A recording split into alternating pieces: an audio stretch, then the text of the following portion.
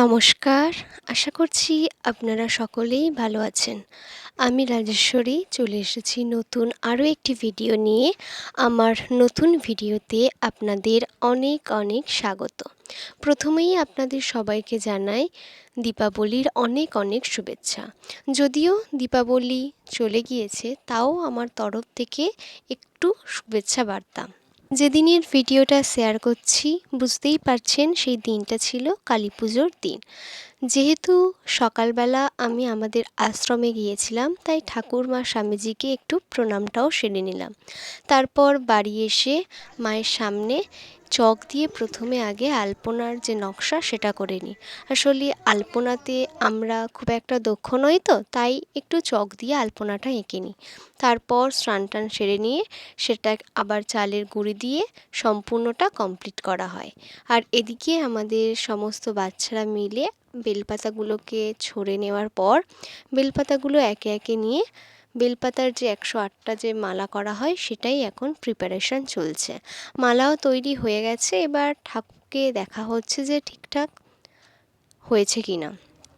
বড় সাইজের যেহেতু ডাবগুলো পাওয়া যায়নি, তাই এই ছোট ছোট ডাবগুলোই হলো এখন আমাদের ভরসা। সেটাও জোগাড় আপাতত হয়ে গেছে।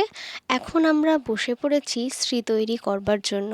এটা আমরা বাড়িতে ওই ছোটরা মিলেই করছি, যদিও বেশিরভাগ কাজটা কিন্তু আমার বোনই করছে। প্রথমে চাল গুঁড়ো করে নিয়ে যে করণীয় জিনিসগুলো রয়েছে সেটা করে নেওয়ার পর এই যে আমরা শ্রী তৈরি করতে বসেছিলাম। আর এই যে আমরা শ্রীটা কেমনভাবে তৈরি করছি সেটাই একটু দেখতে এসেছিল বৌদি। এখন আমার বোন এই শ্রীয়ের যে শেপগুলো সেগুলোই একটু আস্তে আস্তে দেওয়ার চেষ্টা করছিল।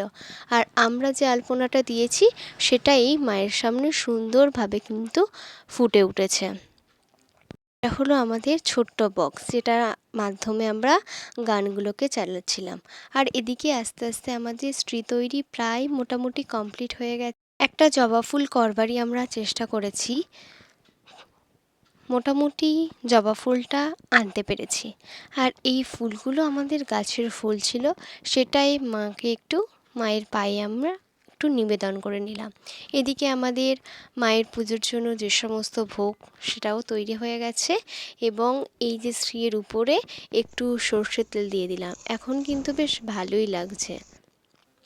যেহেতু সন্ধে সন্ধে হয়ে গিয়েছে, তাই লাইটিং এবং মোমবাতি সমস্তটাই জ্বালানো আমাদের কমপ্লিট। এটা আমাদের একেবারেই বাড়ির সামনে, খুব একটা বেশি জায়গা না থাকাতে খুব অল্পভাবেই মোমবাতি জ্বালিয়ে দিয়ে অন্ধকারকে দূর করে মোমবাতির আলোয় আলোকিত করা হচ্ছে। আর এই যে প্রদীপগুলো সেটা জ্বালানো কমপ্লিট হয়ে যাবার পর এখন এসেছি মাকে দেখিয়ে মায়ের সামনে একটা প্রদীপ জ্বালতে। তাই মাকেও সাথে সাথে কিন্তু প্রদীপটা দেখিয়ে মায়ের সামনে একটা প্রদীপ দিয়ে দিলাম।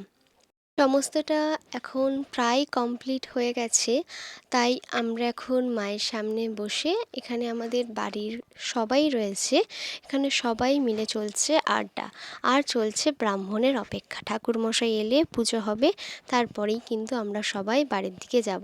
তারপর আস্তে আস্তে আমাদের বাজি ফাটানোটাও শুরু হয়ে যায়। আমরা সমস্ত বাচ্চারা মিলে বাজি ফাটানো শুরু করি।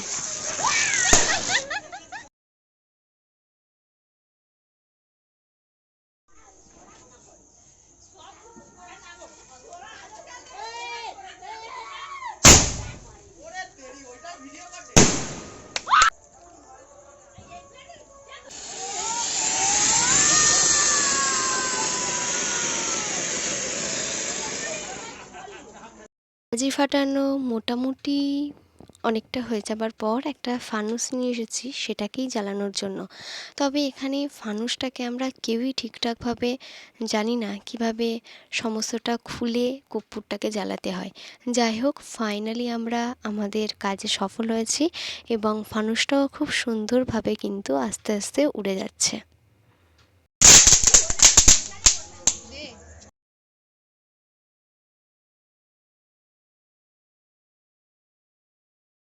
বাজি ফাটানোর অনেকক্ষণ পরে ব্রাহ্মণ এখনও না আসার জন্য আমরা আমাদের আশেপাশে যে প্যান্ডেল উঠেছিল সেদিকেই একটু সবাই মিলে গিয়েছিলাম। এখানে আমাদের তো পুজোর জোগাড় এবং ডালা সমস্তটাই পড়ে গেছে, এবং তারও অনেকটা পরে আমাদের ব্রাহ্মণ মশাই এসেও গেছে এবং ফাইনালি আমাদের মায়ের পুজো এখন শুরু হয়ে গেছে।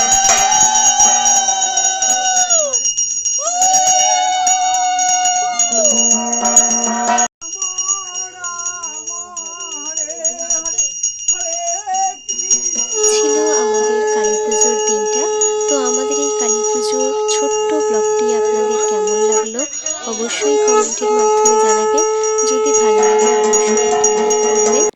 আবার দেখা হবে অন্য আরেকটি ভিডিওতে। আজ এতটুকুই।